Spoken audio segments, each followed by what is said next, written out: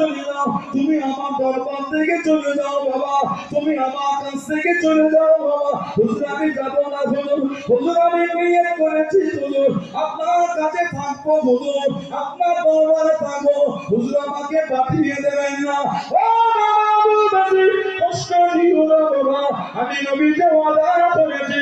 ও বাবা আমি রাসূলুল্লাহ বানিয়ে দিলাম, আমার তরফ থেকে একদিন না একদিন তুমি তাওয়াক্কাল পাবে।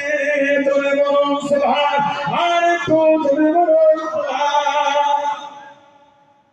নবীর সামনে দাঁড়িয়ে কাঁদছে, আহা হুজুর আমি নিয়ত করেছি আপনার কাছেই থাকবো, সব ছেড়ে চলে এসেছি।